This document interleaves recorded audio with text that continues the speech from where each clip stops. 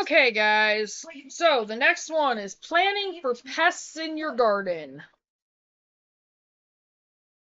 And I'll show this, and I think I'll use this picture on the front. So there's that, and here we go.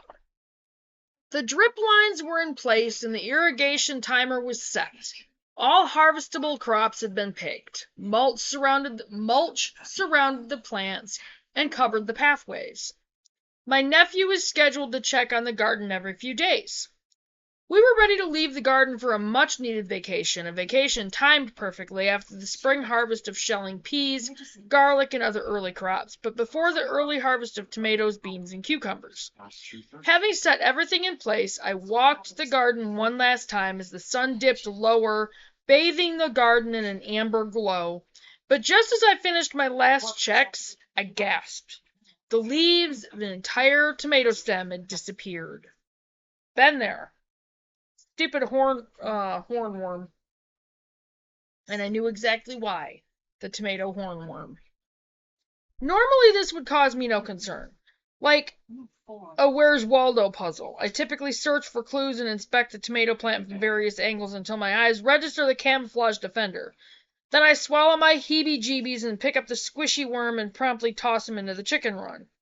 This is a daily practice during hornworm season, and sometimes I take a black light to my garden at night to spot the offenders more easily. No panic. No pesticides. Why? What? Anyway. I'm too old to change, somebody. No panic, no pesticides, just daily inspection and hand picking.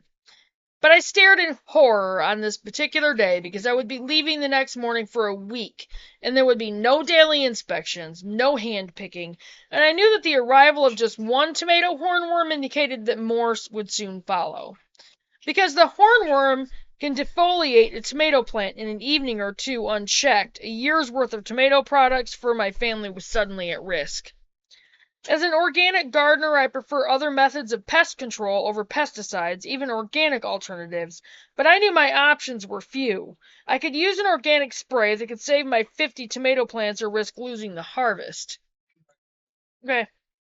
It wasn't a hard decision. I walked to my garden supply shelf and picked up one of the few organic pesticides I own, Bacillus thuringiensis, BT, and mixed up a quart-sized bottle. I sprayed the leaves of each tomato plant and crossed my fingers. I knew BT works for worms. I use it more commonly when I spot cabbage worms on my brassicas, but I had never used it for tomato hornworms. Again, this is because I prefer hand picking to spraying anything. So this was an experiment. What would I come home to after my vacation? Yes, I was a bit worried, but I also knew I had done my best. At that point, the results were out of my hands. The next morning, I stepped into the truck and we hauled our camper for a relaxing week on the Gulf Coast. I allowed my mind to let go of my garden so I could enjoy the melodic waves and the salty breeze. I want to see the ocean, so does Chloe. But you can bet that when we pulled that camper back into our driveway only 1 week later, the first place my flip-flops carried me was over to my tomato plants. I suppose I had been holding my breath subconsciously, because when I saw the lush green tomato plants untouched, brimming with red fruit ready to be picked, my lungs let out a cleansing sigh. It worked, and that year I harvested more tomatoes than I had ever had up to that point.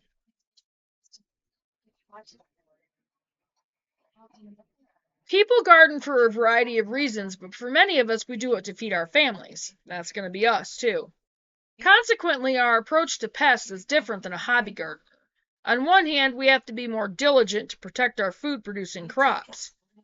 On the other hand, we want to do this with as few chemicals, organic or otherwise, as we can manage. How is that possible? First, we need to assess the threat. Not all pest damage will kill our crops or even hurt our harvest that much.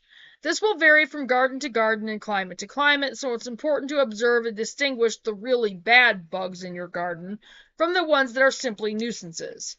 For example, In my recollection, I've never had to treat aphids, flea beetles, slugs, cucumber beetles, or leaf miners. Sure, I spot all of those in my garden each year, but either the beneficial insects in my garden keep their populations low enough to where the plants aren't affected, like with aphids, or the damage isn't severe enough to step in beyond an occasional handpicking. But cabbage worms, squash bugs, squash vine borers, grasshoppers, and bean leaf beetles will kill my crops or severely limit their production. For the bugs with the highest risk for crop failure, I have to decide how and when to step in. Sometimes that means spraying an organic pesticide, but it's important to understand the risks and know when to apply for maximum effectiveness and minimal collateral damage to beneficial insects and pollinators. More and more, though, I'm aiming to reduce my dependence even on organic insecticides, and below I've listed some spray-free ways to limit damage from those catastrophic pests. Identify the most problematic pests and when they arrive. If you can predict when your biggest threats arrive on the scene, you can take measures to prevent or circumvent the scope of the damage.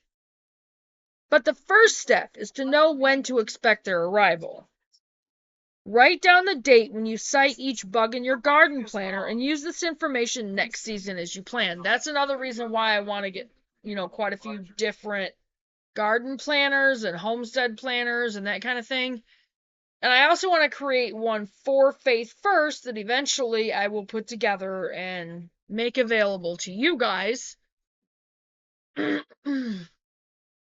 I want to be able to include all of this kind of thing. So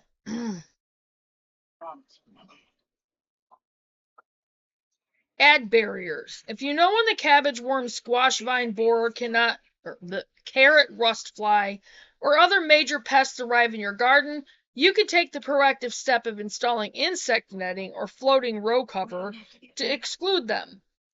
If you're growing a crop that doesn't need pollination like brassicas, you can leave it on for the duration of the season. If your crop does need pollination like squash, you can either select a